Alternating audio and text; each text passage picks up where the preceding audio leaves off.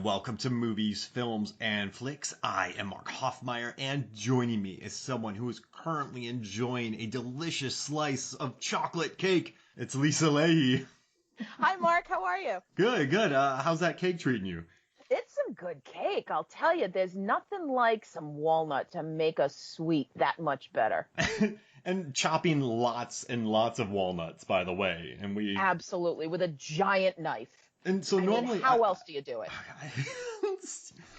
We'll get into that later. I don't want to make fun of allergies because I have a shellfish allergy. And I remember 2 years ago, I was in Maine and they were steaming lobsters. And I was like, oh, I'm okay because I'm not eating it. But the steam got in my throat. And I looked at my wife and my mother-in-law and I went, can you two breathe? And they're like, yeah, we're fine. So I had to run outside and get air just from the steam with like the lobster proteins in them. So I totally get, I don't totally get what happened to poor Charlie, but I get those allergies. They're no fun, but that's scary. Yeah. I don't have any, fortunately, I guess fortunately for me, but being a teacher, obviously, you have to be hyper aware of those kinds of things. And I mean, we can get into more detail when we get there, but just the idea of my throat's getting bigger, I can't imagine that kind of terror, that kind of, I can't fix this. So, I mean, that alone is horrifying in itself. So I can't imagine being out in a restaurant and just suddenly not being able to breathe just because you're breathing the air. Oh, my goodness. It was wild. And I think it's a bit of karma because when my wife when Megan was my girlfriend, she made shrimp one night for us. And so I ate mine a lot quicker. And so she had some left. So I kissed her. And when I was kissing her, I grabbed one of her shrimp and I stole it from her. So I'm not saying that's what gave me the shrimp allergy, but it's a bit of karma there because I stole her shrimp. Goodness. And you develop it later in life, some of these allergies. So I just remember I stole her shrimp. A few months later, I'm allergic to shellfish. Oh, no. I think she might have, put a hex on you. You might want to look out for Megan. Is that why triangles and little things are written on the walls in my entire home? And I smell something in the attic? No, that's totally just part of the decor. Wait, am I getting paymoned? I don't know anything about that. Sorry. Wait, but didn't you tell me a story one day outside of a craft store about what happened to your... yeah, you're right. When I bought that chalkboard. Yeah. Oh. Was that what it was? Yeah, it was the chalkboard, right? That was in the back of the hatch. Oh, okay. So I just want to say, I brought Lisa, I brought you in to talk about Brightburn as our last episode. And that's a movie that you enjoy because you're really big into villains. I am. I was not really into Brightburn. And we had a good time, though, unpacking it, examining why it has such a cult audience and talking about it. And I love that. And I got talking to you again about what other movies you love. And you brought up Hereditary. And this is a movie, 89% Rotten Tomatoes. It's just it had Oscar buzz. Toni Collette didn't get nominated. People are really angry. Ari Aster directed Still aggravated about that. Yep. The cinematography by Paul Pogorzelski is excellent. Grace Yoon is the production designer, and they built this really neat house on the stage that's meant to mimic a dollhouse. And technically speaking, with the shots and the performances, and these actors gave everything. Alex Wolff had to go to therapy after this because this role tore him up so much. This is a visually impressive, well-made, well-conceived film that fell completely flat to me. And I understand that I'm in the minority, and I'm not like an A24 hate. I love A24. We did the best horror films of the 2010s, and Zach Beckler and I, who's also a horror director, we said Green Room was our favorite horror film of the 2010s. I love The Witch, and I love the discussion is how, since we're fans of horror, Lisa, it's been really neat since maybe 2014, 2015, 2016, when we started getting Spring, The Witch. It Follows, these art house horror movies, The Babadook. Really slick tension builders. They're not films that rely on gore and silly jump scares. Absolutely. And that's what I appreciate about them. You've got films that I go back to The Strangers, and what was that, 2008? Mm-hmm. I remember that film really standing out to me as an incredible slow burn that just creeps under your skin and just won't let go. And I love A24. I think A24 is incredible at the slow burn horror where you just don't feel right. You know, like you can go see a Friday the 13th movie, or you could go see Texas Chainsaw, and you know they're going to be gross, and you know they're going to be weird, and they're going to be, you know, people's bodies left and right, and you kind of laugh at the silliness of some of it, and, you know, oh, there's some gore. I mean, you go into a movie like The Human Centipede, and you know it's just going to be gross. Yeah. And that's a different kind of horror than what A24 really does. Like, in general, A24 has these movie makers who just know how to not make you feel right. Like, it's that psychological bug that gets into your brain and you're just done for. Like, you love it or you hate it. You can't stop talking about it right away. For me, I love it. I fully embrace A24. I know like some people kind of make fun of their movies, and I know that the so-called like hardcore horror fans who are essentially just slasher fans from the 80s, and they hate when horror's not that.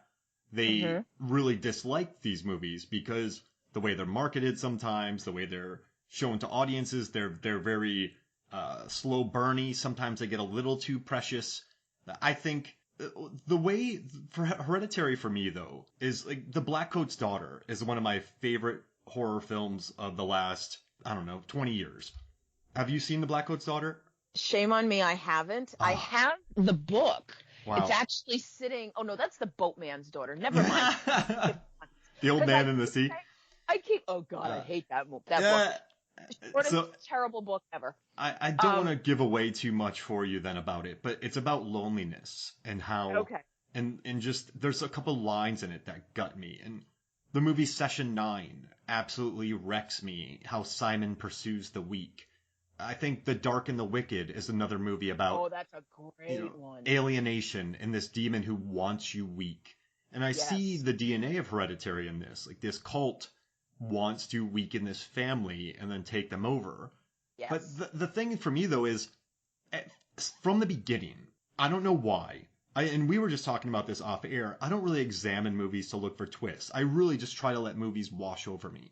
Absolutely. But from the beginning of this one, like, I don't know who most of you people are. I'm like, oh, she's into something. And then the creeper stares.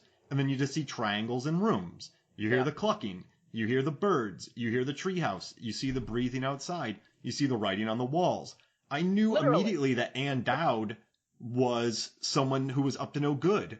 And when she taught her that, when she taught that her incantation, I was just like, oh, read it. man. Don't worry what language it is. Yeah, I was like, she is setting you up. And then just watching this cult who, for 40 years, has tried to put this one of the gods of hell into someone so they can get riches. And the clip, so I tried to watch everything I could about Hereditary, all the making ofs, all the documentaries, the dead meats, the explained.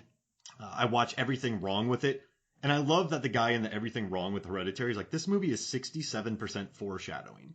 And that is correct. And I also think that they said that this is an Ocean's 11 movie, but for a coven. And it's about a bunch of... That's a great way of putting it. It's beautiful, isn't it? It's about a bunch of Payman worshippers who have spent 40 years trying to put this into a male host. Yes. Just so they can get rich. And the whole, like, what I don't like is, I'm talking a lot, Lisa. You are very eloquent, and you have the SibList, your new podcast. It's wonderful. Thank you. Yeah, I just haven't been able to dump this for a long time, so I really appreciate you letting me unpack. Oh, don't worry, I'll get my turn. Yeah, if I'm unpacking, I have like a suitcase the size of a room here. But it's this family, and Zach Beckler and I were talking about this. He directed a wonderful movie called Interior. It's on Amazon Prime. Basically, what I said this movie was I felt like I was walking towards a mountain that was 50 miles away, and it still looks huge, and you just walk towards it. You know exactly what's coming. Like the mountain, like you just see it, and you just walk towards it slowly. I knew exactly, I don't know why, but everything in this movie, setting them up, like just putting them in, I don't know. And my buddy's like, exactly, that's why you're so gutted at what's happening to this family. Mm-hmm. But this family, from the start, they're very, it's very dour. They're very down. We never see them happy. We never see them enjoying it. So as they're getting torn apart, we've never had enough alone moments for them. And people say that this movie explores grief, and like mental illness, but Ari Aster said that there isn't any mental illness in it. It's just about a mom, a grandma who wants money and puts their people through the ringer. And I think it takes out any agency. I think it takes out any grief. I think it takes out what makes one of my favorite movies is Take Shelter.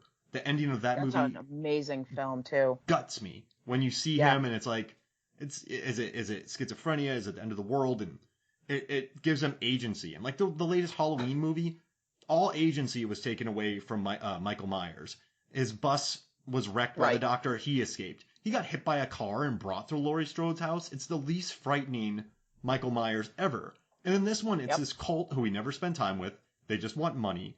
We have a already dour family surrounded by beautiful cinematography and performances, but nothing about this movie made me feel anything. I felt no grief. I felt no terror. I was like, man, these people put a lot of work into wiping this family out to get some change. Like I bet you some of the original members are dead. Like they got brand new. Like what if you're a member of Paimon and you've been there for 6 months? Like you're not. Like, it's just I felt nothing. I didn't like the villains. They just want some change in their pockets. There's nothing really scary about it. They show you the triangles on the ground. They're like, oh, it's fine. They show you the body who disappears. I'm like, oh, they took that. Like everything about this movie. Oh, where's that rug? I'm like, great, she's part of this. And the miniatures, like everything is just. It's all like, people are like things you missed in Hereditary, and I'm like, no, you didn't miss anything in Hereditary.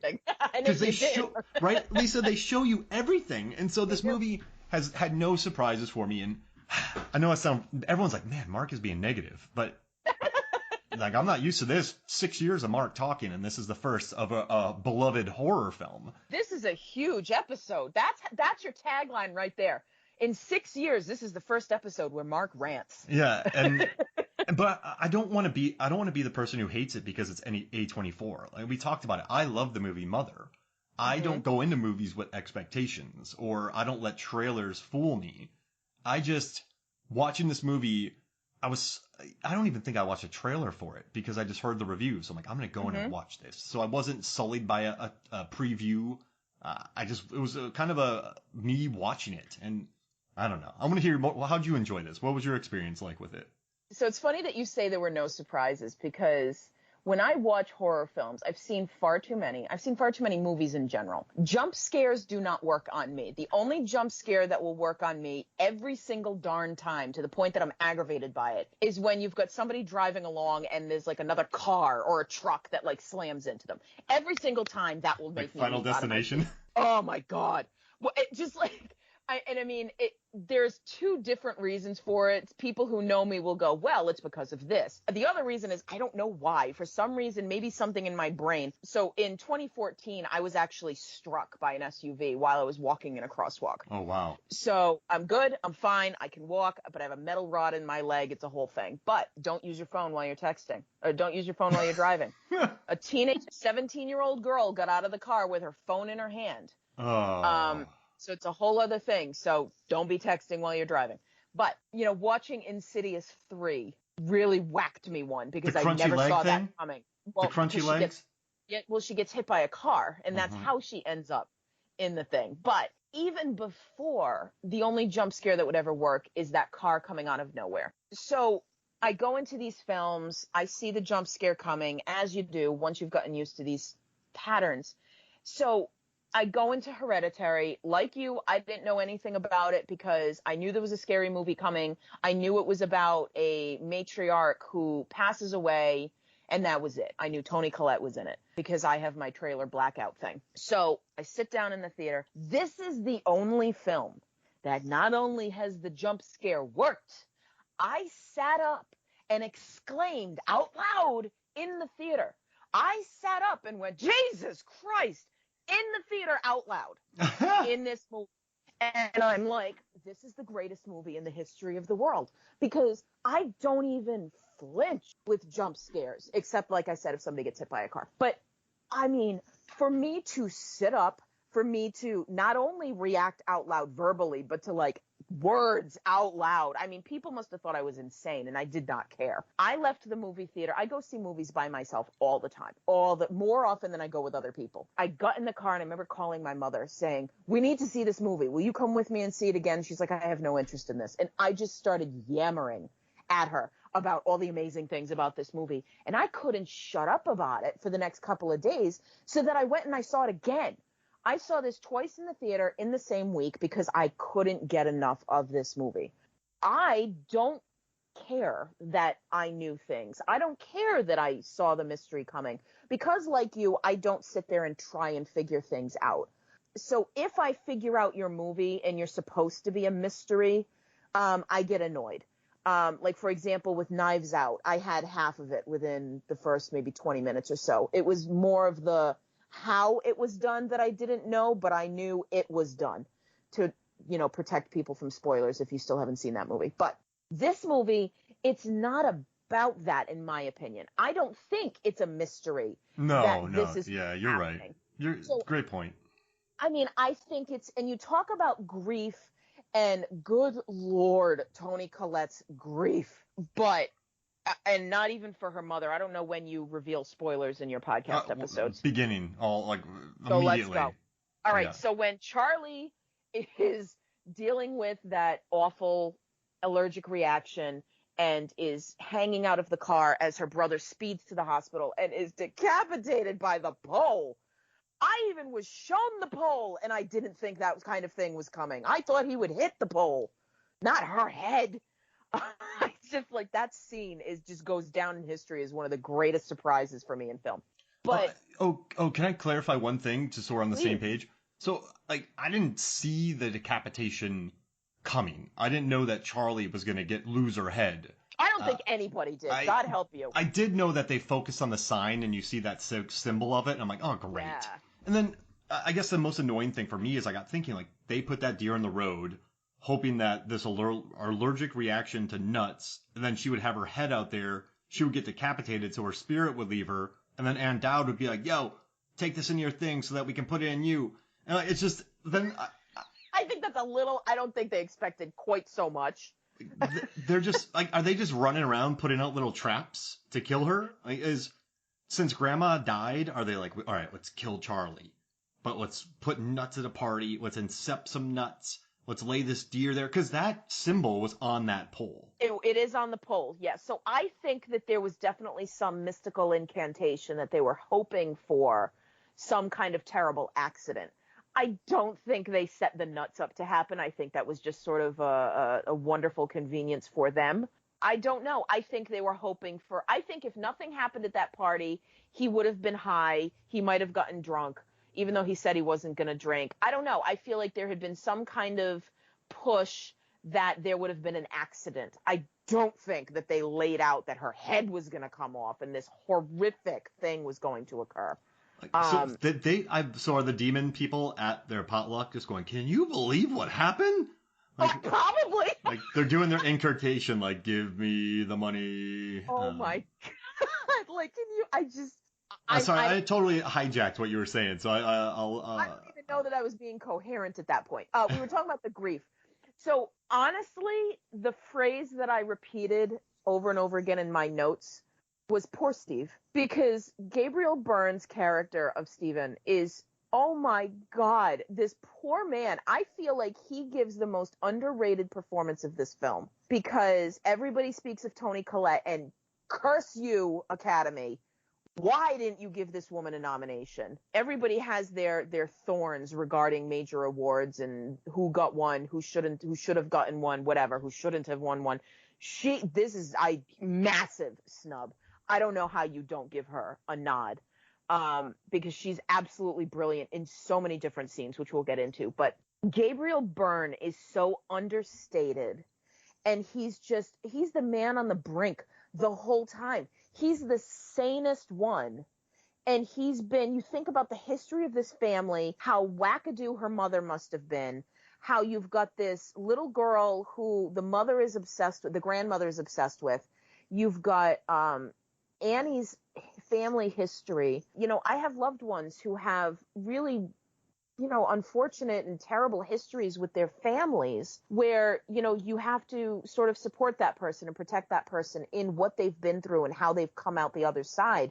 So he's there for her, even though she's got a brother who committed suicide because he was identified as being schizophrenic. This goes to your thing about the mental illness. She reveals I hope listeners are with me because I am really all over the road at this point, no pun intended. But you have her sitting in this grief circle for her mother. So this is early on. She sits down and she's new and they invite new people to speak. So she gets in there and she says, so, my family has always been estranged. I was estranged from my mother for years. My father starved himself to death.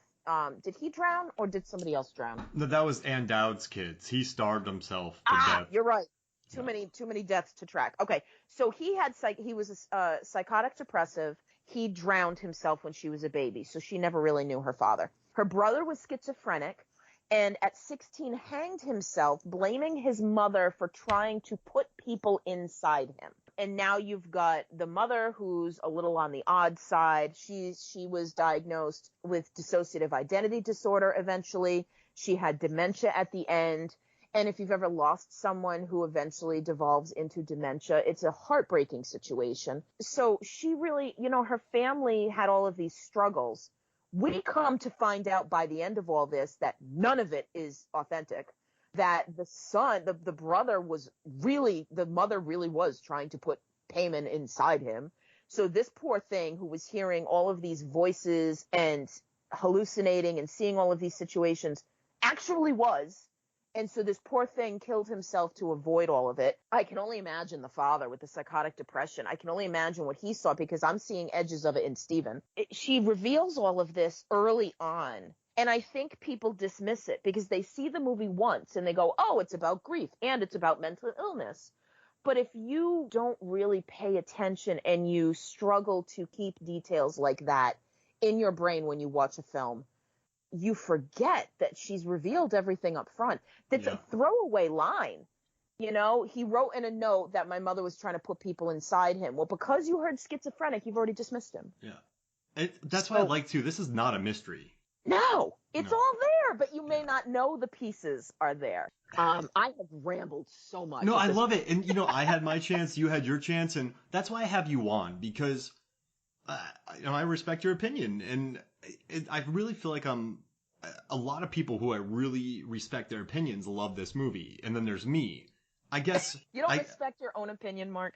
No, but see, if I really don't like something that the majority of people love, I like to explore it because, okay, why does this not work for me? Why do I not like this because it's getting too much praise? Do I not like this because of that?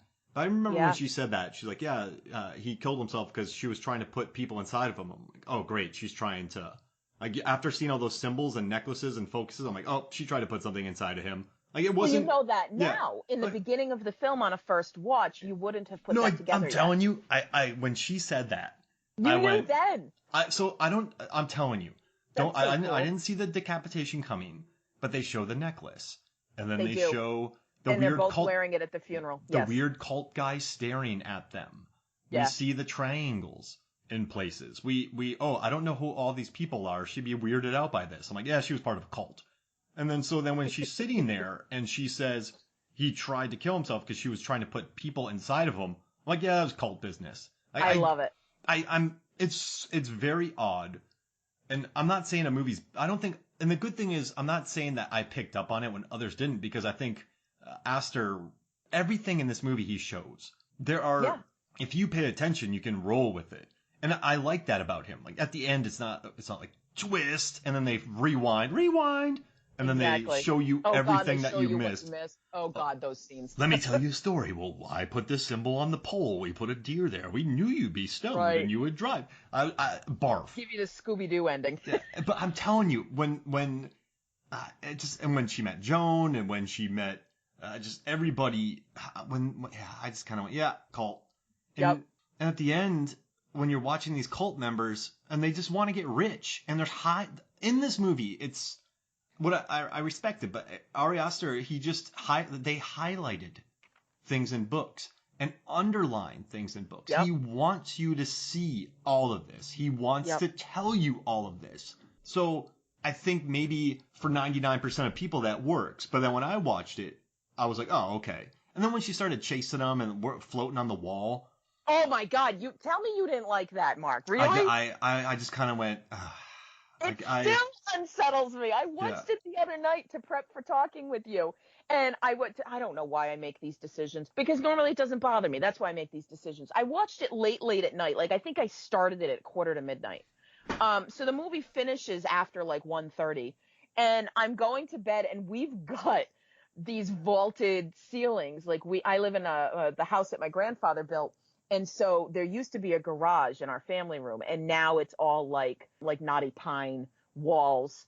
And so we've got that vaulted ceiling where, the garage essentially would have been. And so I'm turning lights off, and I'm going, no, Toni Collette is not creeping in the corner of my ceiling right now. Like, it still affected me, even though I know it's not real, but it's like her lurking above him, her son, Peter, when he's in bed and he wakes up. And there's something on the ceiling over him. Like, that's creepy. I think that's so good. And then when she crawls out, and then he comes out to find his father, and she's on the ceiling again. I think that's amazing. Like, I want to go back and see this in the theater with people who've never seen it before and listen to those people spot her. Yeah. That's the kind of stuff I love about watching horror films, is the reactions of people around me. Fly on the wall, watch them, see what's going on. I love it. When they ran upstairs, though, you see the cult members, and then you see the bodies, and then you see the bodies bent in the treehouse. You're like, when did the cult do this? And the fact that they do it all for money, it's just, like, I watched Dark and the Wicked, and like The Strangers, The Dark and the Wicked is about a family who is estranged, and this demon found somebody who was weak and preyed on this person. And then the family comes home and makes it worse. The mom was holding out for a long time, but then you get this family element, dysfunctional, not believing each other, making each other weak, going into old patterns, leaving each other. That's tragic. And there was some dementia there too, wasn't there? Or was it perceived dementia? It's been a little while since I've seen it. The father went downhill, and the mom didn't have dementia. Still in the bed. You're absolutely right. The mom told everyone to leave, like, get out of here. And then when they came and didn't believe her, she had that weakness inside of her. Yes. And this demon just preys on the weak. That's what scares me. In Session 9, like the presence in that, it's just like, I prey on the weak. Now you bring this up, and you talk about a movie everybody loves that you don't. Session 9 does not work for me. Yeah, man. When Simon, just like, I prey on the weak. And I loved how Josh Lucas's character seemed squirrely at first, and the other kid, but they weren't the weak ones. It was the man who was tired, and just hearing how evil. I guess what I'm talking about is the evilness of it. Simon was evil. That insidious, under the surface evil. I'm with you. And listen, I know that gray is fine, but at the end of the day, this is just a cult who wants some extra pocket change. Like, I love that that's what you come down to. Like, it's just down to the money. Like, they just want money. If they were really evil, they would follow Simon. If they were really evil, they would follow the Dark and the Wicked demon. Like, we want darkness. No, we want our pockets filled with gold coins. I don't know. I don't know that I agree that it was just for the money. Well, they're not following the other 7. No, they're not. But this is the god of mischief. This is the god of, I'm going to screw with you for my entertainment. But also brings a lot of pocket change. Well, I mean, you need to keep your audience, so there's got to be money involved. The other gods probably didn't offer that. Like, hey, I bring tacos. Like, we're not going to bring this person to life.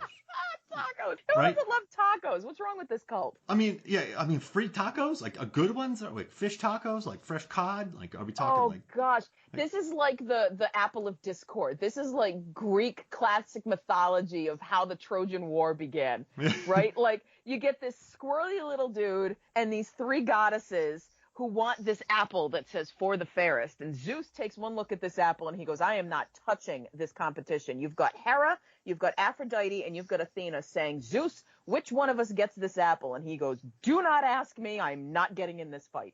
So they find this squirrely little human being named Paris, and they each offer him something. And so I feel like this is Payman's cult apple. You know, like Hera offers Paris to be the most powerful man in the world. Athena offers him that he's going to be a war hero and is respected. And Aphrodite says, I'm going to give you the love of the most beautiful woman in the world. And I'm going to make a cliche comment, and I'm going to say the little guy wanted the woman. And if I were a less classy individual, I would say something different than woman. Limp Bizkit has a song about it. Let's go to that instead. You know, like he makes this decision and starts a whole war. I feel like this cult is, you know, looking for their bag of money that says, for the stupidest. Like, we are the cult. We have 8 gods that we could raise, and we're going to go with the dude who brings us the money. Right? That's not scary. That's not. Oh, this is so funny. Isn't it? That's not scary. I guess not. Like, that's just. What's scary is Simon from Session 9. What's scary is Blackcoat's daughter. Like, Dark and the Wicked. That's scary. Strangers. That's scary. Why are you doing this? Because you were home. Yeah, exactly. Give me a better line in horror. Give me one. You cannot find it. I'll wait. So, yeah, I love that line. It's you were home. great. Oh. I would be like, well played. I'm horrified of you right now, but respect. I mean, damn, that movie teaches you do not answer the door at 2 a.m. It's so basic. Don't answer the door. If your doorbell rings at 2 a.m, don't answer it. You're not home. You're asleep. You didn't hear the doorbell. Get your shotgun. It's get a baseball bat. But like, yes. So at the end of this movie, Annie goes, "Why are you doing this, Joan?" I'm just making up a scene because we want that change. She's like, because we want to raise Payman, and then Annie goes, "Doesn't he give you a lot of riches too?" Well, that's fine as well. I'll take that. Cool. Yeah. Cool. Sure. I dig it. Well, I mean, think about it. They're stalking their home. They've got a pretty gorgeous home. And they're surrounded it naked. They're standing around naked. Because naked bodies, I read, sorry to interrupt you, they said naked bodies can capture magic easier. That's why they're all buck naked in their house. I love that you found this out. I did not even do any research. Yeah, I read all about it. Like, I know about the miniatures. I know about the production design. I know about all the shots. I know about why they were naked. Because they can get, like, magic into their bodies better. Oh, listen, in the beginning, Lisa. I don't want to be in any cult that makes me wear clothes. I'm not into that. You can't get magic as well. The teacher, I have 5 pages of note, and I barely began to use them. But I know, this is gonna be a long episode. The teacher, he's talking to his class like there's no control. Right. What did he say? Like, he's studying Greek tragedies. Yes. And he's reading Sophocles with them. And it's like, this is just gonna happen. It's out of their control. Right. And Ari Aster said this is a conspiracy movie without exposition, told from the perspective of the people being conspired against. So, but it's not. They have this conspiracy. But all right, so Rosemary's Baby, right? Yes. I mean, obvious parallels. I mean, so many movies have gone after Rosemary's Baby, like copied that. They want the Antichrist born. Yes. Like that's not good, but they still do it. Right. That's scary. You know what? That's why we're get Payman, because somebody already took the Antichrist. The reason we're left with Payman is because cults got there first. The taco demon got him. Somebody already snagged that one. So these people went, well, I guess we'll take this mischief guy. And they're talking about how they never had the choice. They're hopeless. And so, yeah, the 40 years. Wait, no. I think this cult. When was Rosemary's Baby made? 68. Okay, so then that was what? 78, 88, 98, 68. She could have still been working. Because how old is Toni Collette in this movie, do you think? I don't know, but I know that Gabriel Byrne is 22 years older than she is, and the man looks good. I am putting this out there. Like, Gabriel Byrne is one of those Silver Fox kinds of guys. Maybe this gang knew. He's maybe 40. I'd say 40, because her son is in high school. You know, so I'd put her maybe in her early 40s-ish. Okay. So let's say she was born in 75 or 76, 77. Rosemary's Baby was already out. Yes. So, yeah, I mean, maybe she would have grown up with it. Yeah, so maybe they already took this. But you know what I'm saying, right? That's scary. I do. Like, here's the Antichrist. I love it, though. Like, we got the Antichrist. You get the Taco God. He already got taken. Taco God is my fit. Hashtag Taco God. Forget Taco Cat. It's just, I don't know. And then I love when teachers start talking about that stuff, though, because the teacher's like, oh, there's no hope.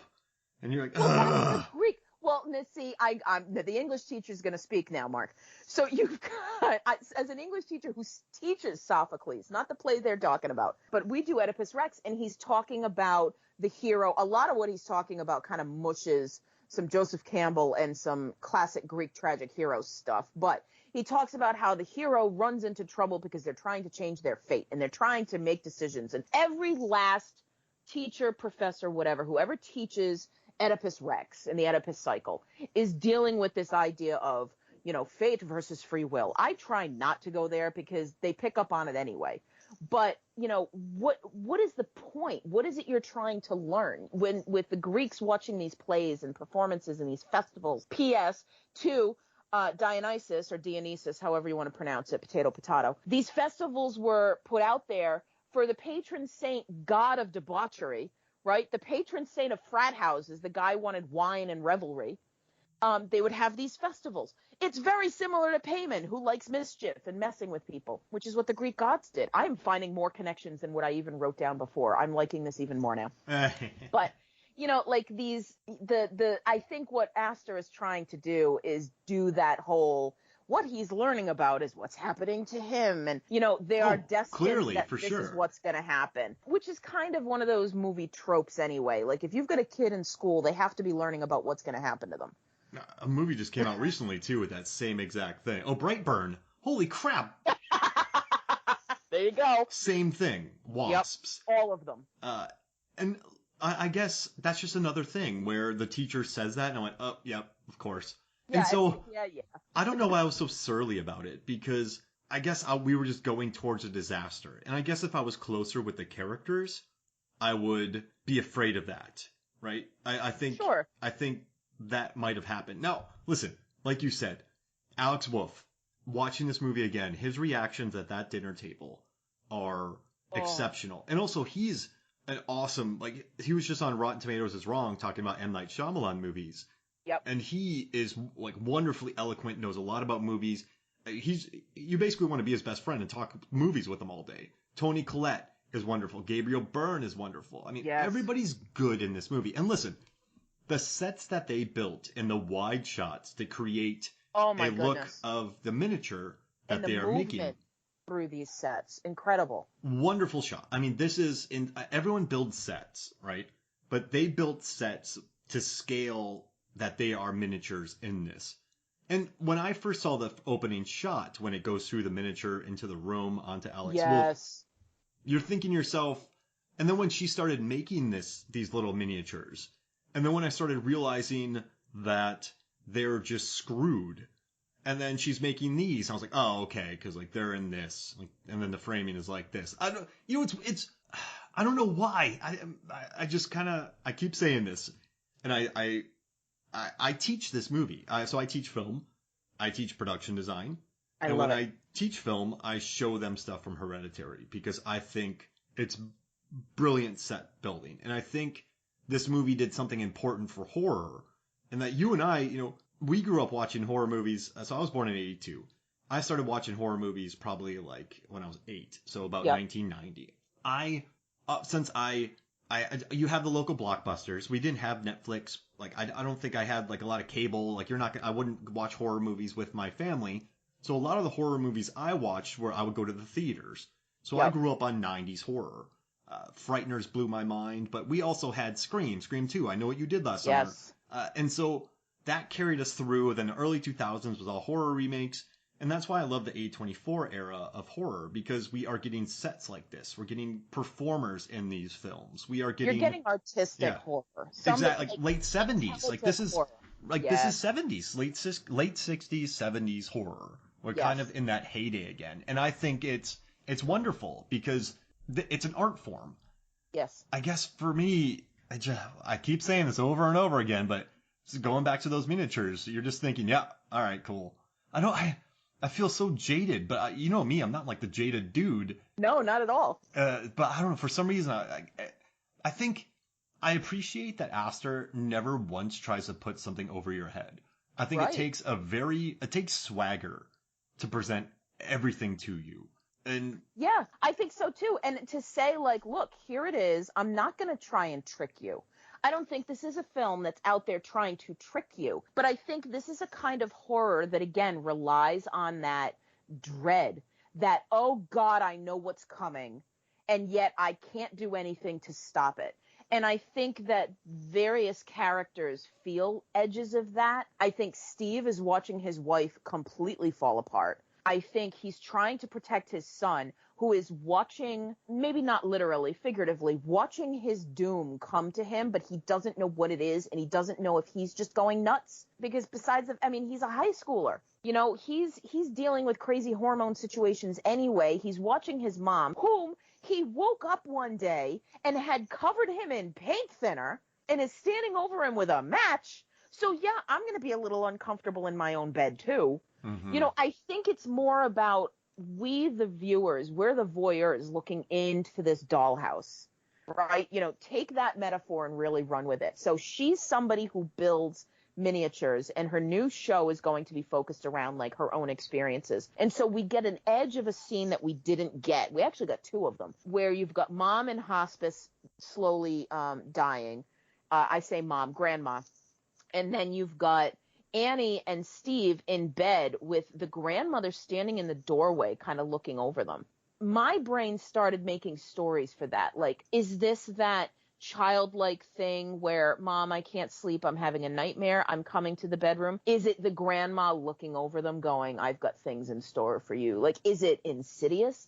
Is it childlike? Is it, you know, I need some water and I can't remember where the kitchen is? Like, there's so many things that could happen in that scene. And then you know, as the film goes on and she's got the whole house, she's got Peter's room, and then she's got like this preschool or whatever from their background. And then she starts making the accident, you know, and Stephen walks in and she's working on painting the blood on the street where Charlie's head has landed nearby to the pole. The car is there kind of skewed. And Stephen goes, what the hell are you doing? You know, has Peter seen that? And she goes, why does that matter? It's not about him. And it's just like, what is happening in this moment? Like, you think Steve has got to be losing his mind watching her lose hers.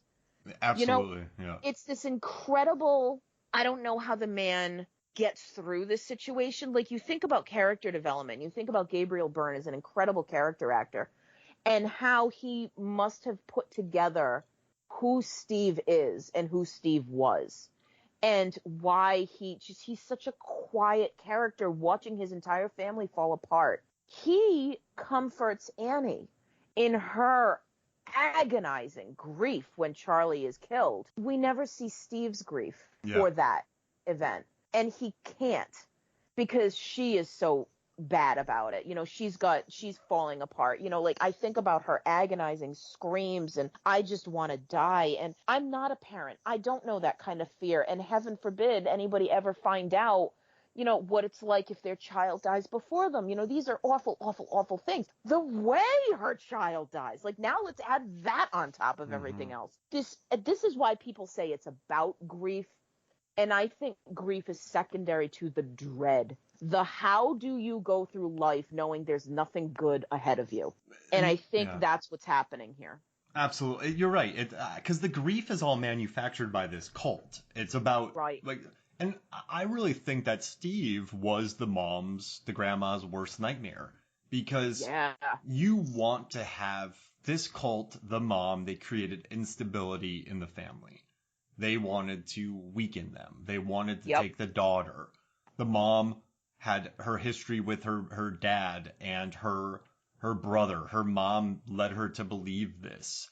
They want the daughter because Annie won't let her mother anywhere near her son at first. And I think Steve is part of that strength. I think so too. Steve was the worst nightmare because he's the level-headed one. He probably knows how horrible the mom was. Why they gave the daughter to the mom is odd. Like, I am not going to let you have my son, but I know that you are horrible, but I'm going to let you have my daughter. I think she just wore down. Yeah, maybe. And that's I think true. they got complacent. Maybe I don't know. It's speculation. And also, it's really interesting reading what they have to say about this because from the director, Charlie was Payman from the very beginning. Absolutely. From the moment she's born, there was this girl that was displaced, but she was displaced from the very beginning. And what's interesting is this Payman, it's a very docile creature in this girl. Yeah. Just kind of watches everything. In her soul taken over. And that's why at the end, when they say Charlie to Peter because they got Charlie's soul as well. It's the mom really wanted to create weakness, and I think she got unlucky with Steve because Steve didn't cut and run. Steve seems very forgiving. Clearly, Annie is very talented at what she does. She is wildly talented at her miniatures. Yes. So I think he's just dealing with all of this around, and also he is a bit docile too, which is a detriment, but he seems to be a good influence, and so I think that was the mom's worst nightmare. But it's interesting how the plot really ramps up after the grandma's death. Yeah. That's when we really start seeing things. Like, she was estranged for a long time, then she came back, then she died. Do you think the grandma didn't want to turn it on? Do you think the cult stepped up to kill Charlie after?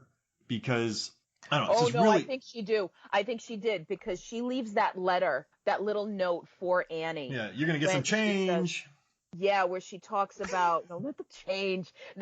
Our sacrifices will pale next to the change in our pockets. Yes, it's like, the rewards that you're going to get. And she basically says, I'm sorry, essentially for like what you're going to go through. And it says, stuff about, I don't remember where I wrote it down. You're going to be like Scrooge McDuck.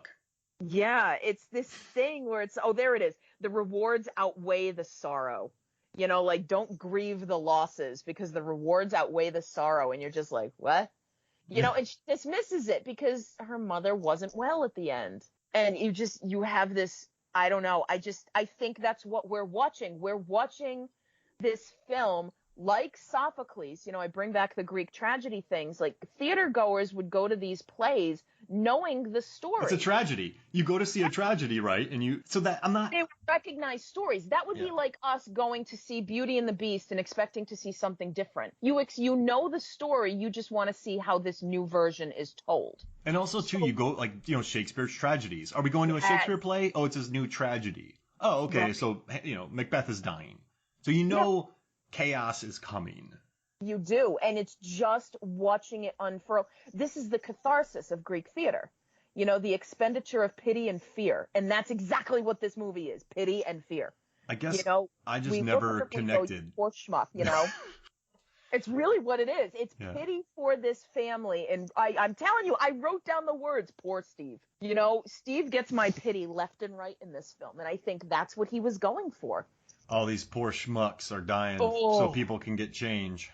God, and I mean can we talk about the poll? Can we talk about how about this? Let's take a quick break, and then we'll talk about the poll. Then I got another really interesting thing to talk to you about. How's that sound? Yes, I love it. Okay, we'll be right back. Welcome back to Movies, Films, and Flicks. And before we get into the poll, I just want to talk about the scene where Joan corners Annie at the craft store. Yes. I thought it was really interesting what Ann Dowd was doing, where whenever Annie looked away, Joan would pull her eyes back to her. Right. Get that eye contact again. It was so evident. Once again, I knew what was going on. But she just kept, look at me. Mm. They are just guiding this woman. Like, she knows exactly what she's doing. And I like those little moments in there because that's not something, they never tell you it. They show you it, and I love that. That's one thing I do like. But yeah, she keeps pulling her back to do the eyesight because you need that eyesight there to do that. That's your connection. But she's almost desperate in this scene because they try to slip the flyer under there for the seance. That doesn't work. So then they put in a splinter agent because they got to get their money. So then they throw Joan in there, and then Joan was her desperation. This group seemed very desperate towards the end because I think they know that they're so splintered at this moment. They know that Charlie's death splintered them even further, and that's their best way to get in because of grief. You make bad decisions sometimes when you're hurt I and agree. you're sad. So it's just these people manipulating them so they can get those gold coins in their pockets, so they can have all that, let it rain, and I just thought that was interesting. I thought it was pretty cool how she did that. It is. It's just, and like she's very slick with her manipulation because she knows. She's like, yes, I know your reaction. Yes, I'm gonna have the same reaction. You know, like she's not just this obsessed individual who's like, oh my God, this was so wonderful. Oh my God. She goes, no. I know what I sound like. I get it. I had the same reaction, but trust me, like you gotta just come see it for yourself. And then once she sees it, that's it. She's in. You know, she knows she's got her. Yeah, don't translate this. Just say it. Yeah. Oh God, that was so funny. Like here's this piece of paper. Here's what you read. Don't worry about what it means. Just say it exactly as it is. And she says it, and it's like, oh dear, what are you doing? And I don't know, so I love that it's a tragedy. I love that we know where it's going, but I guess I was never invested in any of the characters. So then the drama and the tragedy and the ensuing car crash didn't hit me, if that makes sense.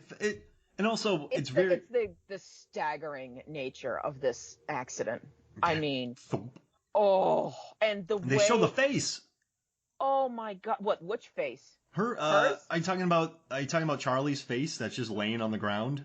That's what I thought you were talking. I mean, that's the other thing. Like they drag out this sequence to that you go, okay, they're not going to show it. And then they show it. It's like, oh my God, with the ants. It's just like, you finally lulled me into assuming you weren't going to show it. And then you bastards flashed it at me. It's like, this sequence. Now, I'm a crazy person, and I actually tracked the timestamps for this sequence. This whole thing from when he slams on the brake, right? So it's when she gets hit, when she hits her head, to like when he slams on the brakes. So it's like 33 minutes and 30 seconds is when this occurs, right? We look at the car. You want to talk about these wide shots. We're looking at the pole on the left and the car on the empty street. By the way, this street has no other poles on it. It's this random pole. With a marking on it. It's with the marking on it, of course. And you just see the car with like the brake lights on. This takes 11 seconds before we go inside the car. Already, We're going to make you wait because you are in the middle of, oh shit, what just happened? Can I swear? Yeah. Okay. We got the explicit label on our podcast, so it's fine. Oh, so I can swear more. Good to know. We keep it PG-13. I think you can drop unlimited shit bombs. Well, I don't know if you want to drop those, but we'll get George Carlin in here to run off those words. Yeah. So it's 11 seconds before we go in there. It's another 20 seconds. No, 20 seconds from the interior to when Peter is just kind of staring. I can't imagine like the acting in that 20 seconds, because 20 seconds to stand still is a long time. It's longer than you expect. And he's just staring. It's 20 seconds before he even glances into the rearview mirror. And then you've got a couple of seconds. It's 40 seconds. It's 34:06 to 34:46 before he removes his foot from the brake pedal. 40 seconds from when he glances to the rear view and can't look, and he just sits there. It's 40 seconds of just sitting there in this, oh my God, what's he going to do? Oh my God, what is he thinking? Oh my God, what just happened? Like your brain is spinning. Then he drives home. At 35:30, he gets out of the car. 19 seconds we're in the interior of the hallway. Okay. When he gets into the hallway, it's 6 seconds later before you hear Annie say to Steve, okay, good, they're home. Right? Nobody comes out to say anything. He doesn't go, because I remember seeing this the first time going, is he going to tell them? What do you do? Like, how do you go home and say, Mom, Dad, there's been an awful accident? How? I can't, and even now, I have no word for what the hell, the guilt, the agony, the grief, the blame that you were driving the car when your little sister was decapitated because you brought her to a party and she accidentally asphyxiated. Like, there's so many layers to this. I'm going to keep going. Bear with me. So almost half a minute later is when he enters the bedroom, gets into bed. And now you have that dissolve. So now we're at 36:47, right? We're 3 minutes after the sequence has begun. I started at 33:30. I'm at 36:47 now. We have this dissolve from where night has now moved on. Morning has come. And at 36:54, we hear her say, I'm running out to get some balsam wood. We hear the door open at 37:02. We hear the car door open. I had the captions on. It says car door opens at 37:12. Annie gasps at 37:15. So from when Peter is awake in bed, because he never goes to sleep, he just lies there. 36:47, Peter awake lying in bed. The scream begins at 37:18. So that's what, 20, 30, 30-ish, 40-ish seconds before the scream begins. Because then the scream continues through a set of scenes where she's rocking on the floor. This is 37:18 to 37:34, more 20-second stretches of this. And it all ends at 39:04 where they're at the cemetery. P.S. The headshot you're looking for is at 37:35. The cemetery, they're burying Charlie. The casket is being lowered into the ground, and it fades from the dirt to black at 39:04. The very colorful coffin. Yes. Oh, I want to talk about the colors. Because there's blue and there's red everywhere in this film. Oh, yeah. Everywhere. So almost 5.5 minutes, maybe 5:40 for this entire sequence. And you don't hear music. You just have silence. You have dread. You have tension. And the sound that Toni Collette makes in this agony is just, it sits with you. It absolutely sits with you. No, I don't know. I had to go through this. I had to go through this with you because I couldn't. It's such a staggering sequence of gut punch, you know? I guess the logistics of it all makes it... It's so expertly performed, and I feel dead inside for not hating it, but the cult members put their symbol on that pole, put a dead deer in the road, and just cross their fingers. That just makes it...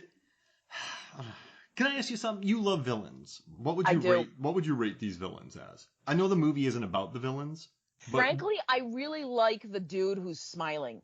Like the grinning guy at the funeral. Yeah. And then he's standing in the dark doorway at the end and he's just grinning. There's something really unnerving. I mean, this is why the Joker works so well. You know, there's something really unnerving about somebody who's just grinning at you in a really awkward, awful, terrible situation. Yeah, he's looking at Payman like, hey. Oh my God. You're going to give me money soon. And he's standing there naked. And so, of course, you can't help but check to make sure he's naked. And he's still got that grin. And it's just like, it's just so many uncomfortable situations in this film, one right after the other, that you never get away from. The mom was the queen, Lisa. The mom was the queen. So she got married to Payman. Yeah. She gave up her soul to Payman. I mean, did Payman want that? I don't know. Like, who...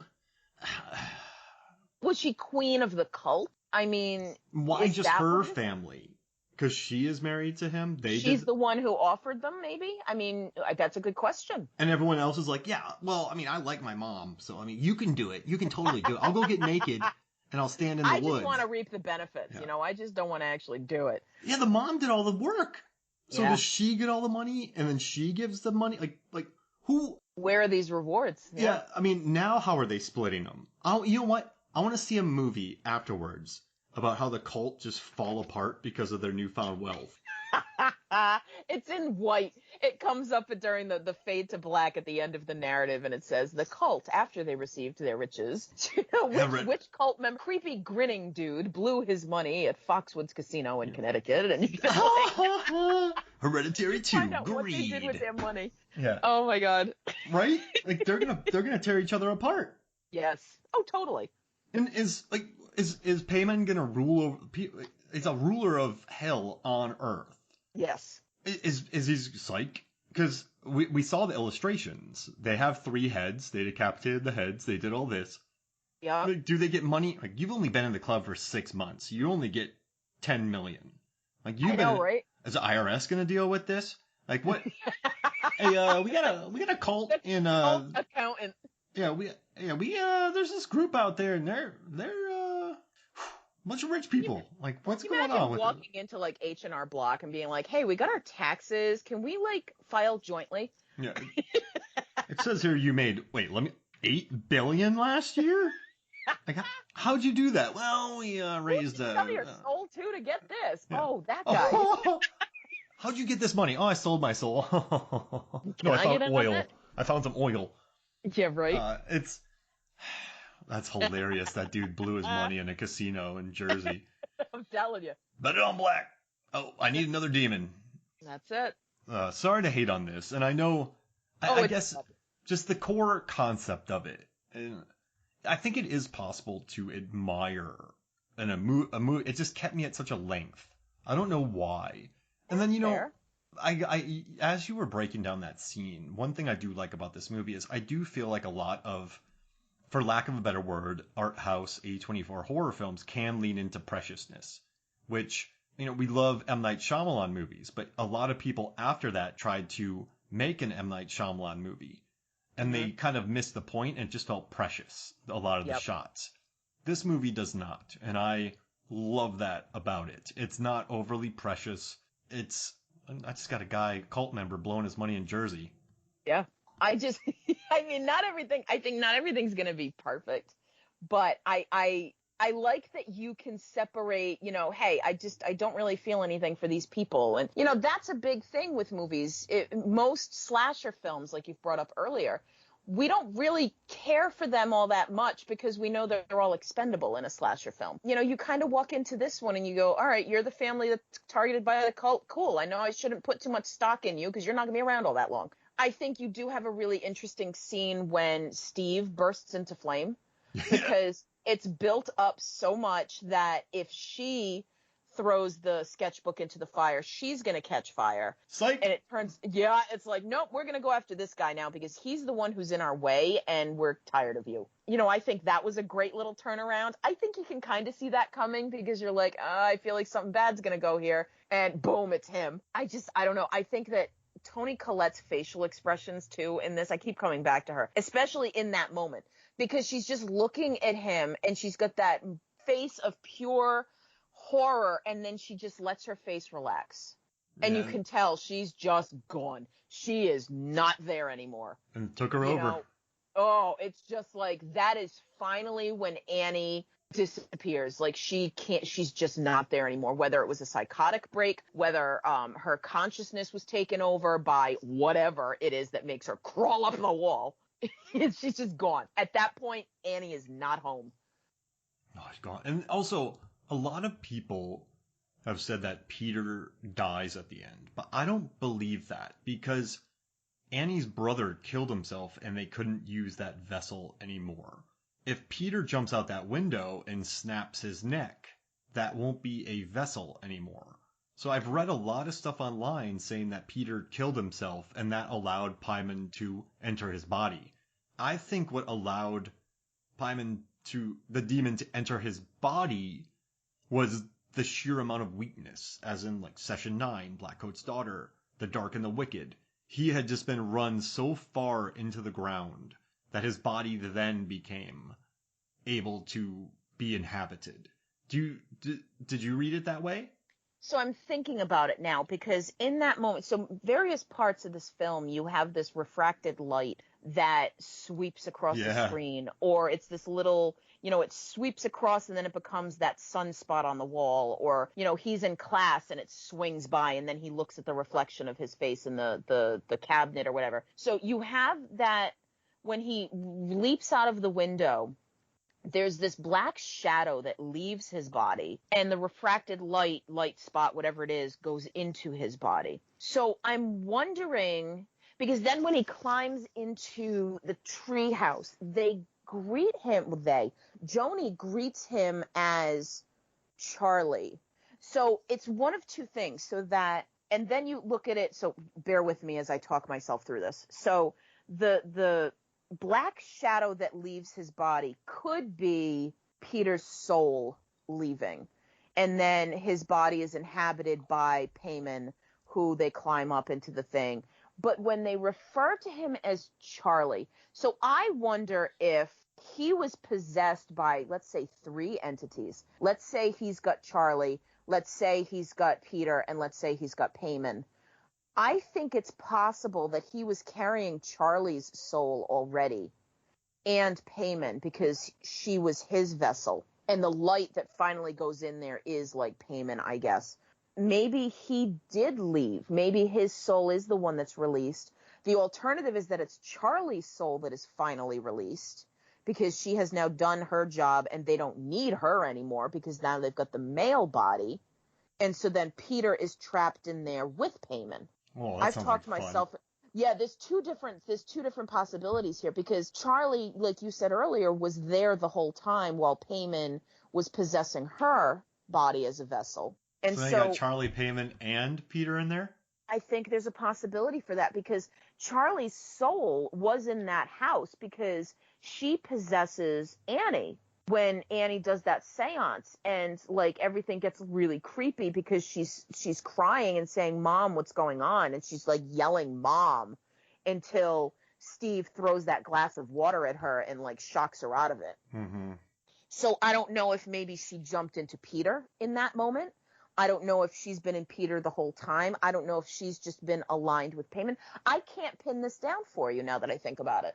Because people said he died, but if the guy hung himself, they couldn't move forward with that. Right. So I definitely think there's a soul. I'm gonna inception this, and I'm gonna say I don't know what it is, but I can argue many possibilities. Yeah, and I mean either way, Payman's there. Payman, Payman, tomato. Yep. I saw a shirt once that said like I say tomato. You say tomato. You say tomato. I say F you. I'm like what? So listen. Okay, we've covered a lot. We have. Do you want to do something real quick? Do you want to do an A24 horror movie draft that people can vote on at MFF? Ever. Yes. Okay, so I'm going to pull up A24 horror movies. I'll give you first pick since I'm so nice. Okay. And we'll start drafting. So you get first pick, and you can pick whatever you want. You can go as big. How many are we going to? 5? 5. You can go as big or little as you want. I don't care. You can even take this first pick. I don't know that I'm going to. I want to dodge your expectations. Hey. Because I have some that I almost want to fight you for, but I'm interested to see where you're going to go. I'm going to choose The Witch first. Oh, The Witch. Robert Eggers. Oh, it's so good. A baby gets turned into goo. That movie, that was another one where I was like, oh, we're going to go there. Okay. Baby goo.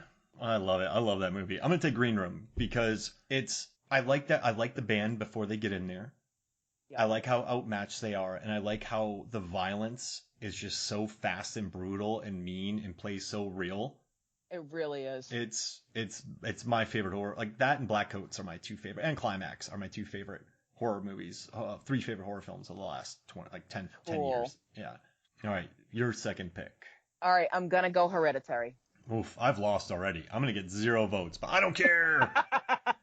I'm taking The Black Coat's Daughter because I love The Black Coat's Daughter, and it really. I want you to watch it so I can we've covered it on the pod. I'll watch it tonight.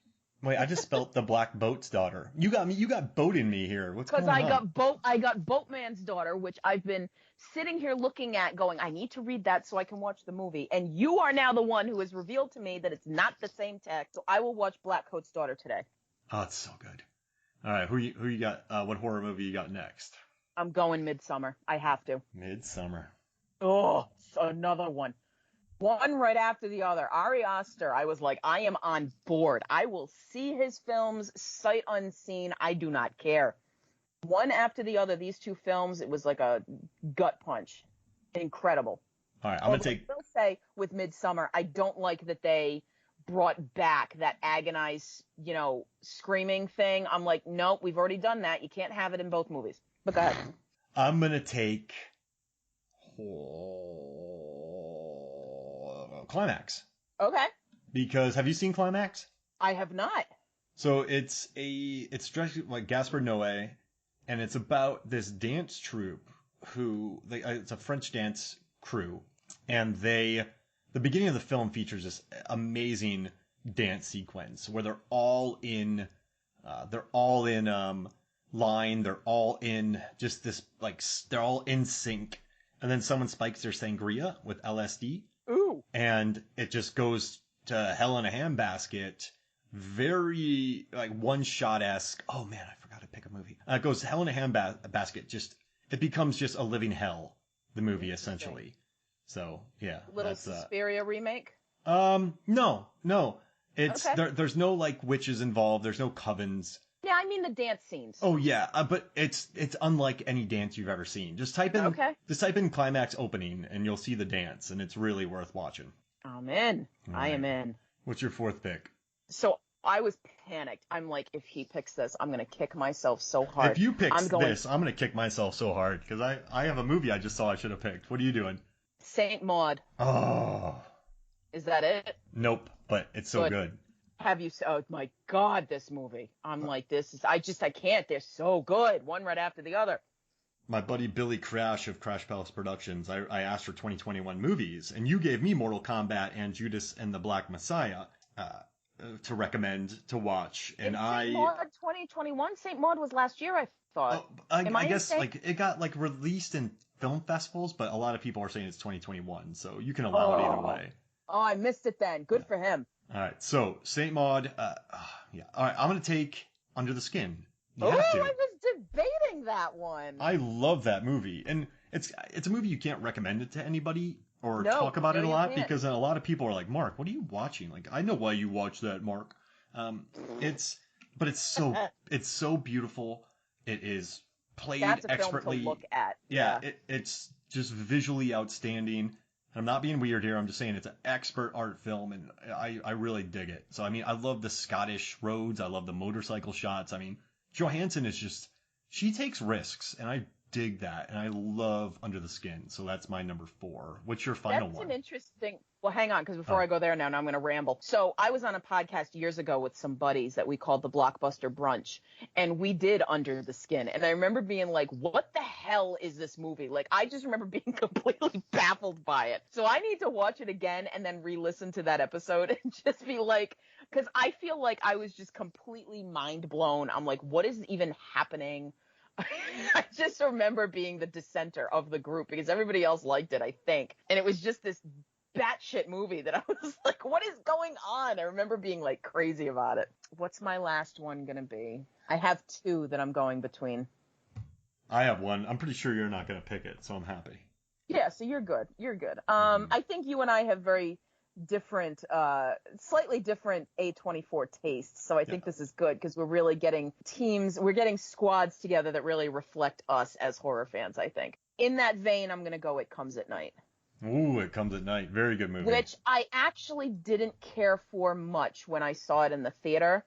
And it was an absolute example of me not being able to shift my expectations. So I think going back to it, I can sever what I thought it was going to be and watch it for what it is. And it's definitely got that great creepiness to it. So we did an episode for it and we said it maybe comes at night. Even though I like the movie. That's a movie that everyone complained about the marketing, and it got a D or F cinema score. But I have a question, Lisa. You are a studio exec. You see It Comes at Night, and someone's like, all right, cut a trailer for it. You're kind of screwed. And so you gotta... Sometimes when people talk about mismarketing movies, you gotta understand, like, how else... Like, The Village, I think the trailer made it seem like a monster movie. But they didn't want to betray the twist, right? Right. So, and you don't want to just show, a period piece movie because that's not going to put butts in the seats necessarily, or it's going to put the wrong butts in the seats. So it's like, do you betray the twist? How do you market it? I like It Comes at Night, but I was watching this going, I don't know how else they could have cut the trailer. But I need to go back and revisit this one. That guy directed another A24 movie, which I love, called Waves. And I think it's really good. It has Taylor Russell in it from the Escape Room movies and Lost in Space, and it's a really solid film. If you ever get bored, it's definitely worth watching. That's not on this list that I've got in front of me to help me it's not choose. a horror. I guess it's not a horror movie, though. It's like just an A24 movie, I guess. Okay. Now, The Lighthouse is one of my favorite A24 movies. It's a crazy but I don't know if it's a horror movie. I agree. It's kind of like, is it? Is it? So I'm not going to add that. but see, if I had to put favorite A24, it would be in my top 5. But I don't think it's a Because horror that was movie. one I was debating with. It was either going to be It Comes at Night or The Lighthouse. And I love the killing of a sacred deer. Mm-hmm. But it's Yeah, very I don't know detached. about that one. But I gotta go with Life After Beth. And I know it's a Okay. comedy. I said I didn't want to add a comedy, but it's a zombie comedy where people are murdered. So Right. I am gonna go Life After Beth because it's just audacious, and I think Aubrey Plaza is awesome. So I'm gonna do that. I'm gonna say Life After I thought Beth. you were going to go Tusk, Mark. I did. I've dedicated episodes to it. I've watched a documentary. I've listened to the commentaries. I like Tusk. I am a Tusk defender. I do think we've talked about this, but there are scenes watching it. I think I'm repeating myself for the 40th time, but I was watching it. I'm like, yeah, Kevin Smith wrote that the night before. And then on the commentary, he's like, yeah, I wrote this the night before because I wanted to give Genesis Rodriguez a monologue. I'm like, I knew it. Oh my God. And it's you doing the Will Smith, like, see? Yeah, exactly. I knew it. It's funny though. I remember that because I always remember my experience because that's the day we closed on our house, and I got a call halfway through. My wife was like, we closed on our house. And I was like, yeah. And so this movie is now permanently frozen in your life history. Absolutely. And then the monologue, I was like, oh, yeah. He just wrote that the night before. It's funny. But yeah, I love your team. The Witch, Hereditary, Midsummer, Saint Maud, It Comes at Night. And then I have Green Room, The Blackcoat's Daughter, Climax, Under the Skin, and Life After Beth. And this is awesome. Like, we had no overlap at all. None. Yeah, we didn't have to go to blows. Yeah, listen, you're going to smush me here. This is a 75-25% scenario. But you know me, I don't play to win. I play to be happy with my squad. team. And I'm not saying you are either. Yeah, this is also my squad, but I think my squad does have more of the general agreement on it, I think. Because Green Room is incredible. Mm-hmm. That is a real good one. And as soon as you said, I went, yeah, that one's off. I'm not going to get it. But that's cool because it's just such a hell of a film. But Blackcoat's Daughter, it's so good. I love Oz Perkins. I'm gonna see it tonight. He also wrote I Am the Pretty Little Thing That Lives in the House, and then he also directed Gretel and Hansel. Those are two really stylistic, interesting movies. Yeah, very. I love his style. And yeah, you know what's he interesting? Definitely has a point of view. One nice thing too about Hereditary, it's not a slow burn. Because it burns all the way through. But I don't know that it burns as quickly as some others. Yeah, but we do get decapitations. We get wild yelling matches. God. We get That's strangers yelling. Some movies really take their time. I like that. Yelling, get out, Peter! Like, what the hell is happening? Can you imagine being kids sitting nearby at another table? Like, why is this woman yelling at Peter? What is going on? I'm more cult. They get out, Peter. Give me that change. Oh my God, the change. Give me that pocket money. Hashtag Taco God. Hashtag the change. Yeah, exactly. And listen, this is a very well-made movie, and I would teach this. I would, if Toni Collette got nominated for an Oscar, I would back her. She doesn't need my backing, but I would be so happy. I guess I just was always at a distance with this movie, and so when people were talking about crying with grief, I was like, this is not a grief movie though, because they're getting played by a bunch of people who want them gold coins. That's it. It's so you never take shelter. You get that grief. You wallow in this grief. And Blackcoat's Daughter, to an extent, for me, really hurts me. Scenes in it, the loneliness of certain scenes, and so I think that that's the grief to me. But yeah, not this one's just watching a family get played by a cult. Yep, it is all the way through. And what else do you guys do? I don't know. What are they going to do now is the question. Yeah. They've dedicated 40 years of their lives. Yeah, I guess, because now that's now that we've got them here, now what? Would it be a spoiler if I tweeted, I want a sequel to Hereditary about how the cult members deal with their new wealth? Do they buy jet skis? Are they buying a house for payment, or whose couch is he going to sleep on? Is the IRS getting involved? Do one of them work for the IRS? Does this go to the government? What? I don't know. We need information. Give me. But listen, I really appreciate you joining me. It sounds like we both were able to unpack certain things in this. Sure. And you know what's interesting? I think with Brightburn, I think I have more of an appreciation for this movie just talking about how beautiful it is and how well acted it is and getting that off my chest. and hearing your I breakdown. love allowing you to get that vent out. I love joking about it. This has just been super fun. Because no one talks about the cult gang. No. Nobody, right? Like nobody. It's quite silly. Like it's completely dismissed. Like, oh wait, do you have our EpiPen? Is there nuts in that thing? And then they cut to someone smacking nuts with a knife. Right. And, this giant pile of walnuts. Like, how many of these chocolate cakes is she making? Like, what? Listen, that's why I know that, but the movie's so effective. It really is. But also, like, Quiet Place. I have a Quiet Place video in the works with the film theorists, like how to survive it. But they planted corn, and they harvested corn in that movie. Mm-hmm. But no one talks about that. And, like, why is that nail there? Nobody talks about it because it's a good movie. And I think you can really pass over a lot of things when it's an effective film. So I get it. I like it. And I'm glad we talked about it. I am too. Well, thank you for joining me. Hey, do you want to promote your podcast? And then we're going to put your ad on there as well. But I would love it. Yeah. Do you want to tell people about your show? Yeah, so my brother and I finally got our act together, and we have launched the SibList. So this is SibList. So think siblings with a list. We're both fiends for movies. We have been our whole lives, brought up on it with our parents. And, so we launched our introductory episode in which we talk about our favorite movies. We talk about what we love about movies. We talked about our earliest movie memories. So you get a little bit of our family history there. And we have finally watched our first film, Lady Hawk.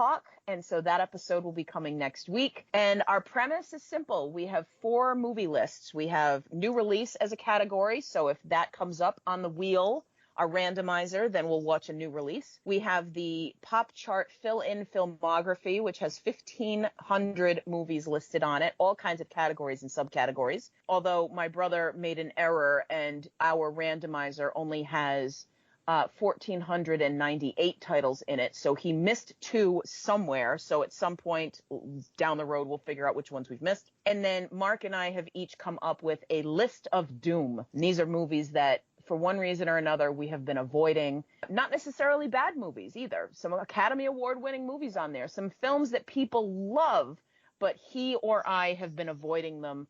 And so these are our 4 categories. We leave everything up to fate. Since Sophocles came up in Hereditary, might as well talk about it here. Here we leave it up to an internet wheel that tells us what category we're going to watch. And then Mark has put together a big old randomizer spreadsheet with all of the titles put in there. And so we just go with it. And Lady Hawk was our very first film. Neither one of us has seen it. So you get to hear our thoughts next week when that episode drops. Oh, I can't wait. It's going to be a lot of fun. Thanks so much. We're excited about it. All right. Well, thank you so much for joining me, Lisa. Thanks for having me, Mark. It's always a blast chatting with you. This was great. All right. So for me, Mark Hoffmeyer, and for Lisa Leaheey, this is Movies, Films, and Flicks. We'll see you next week.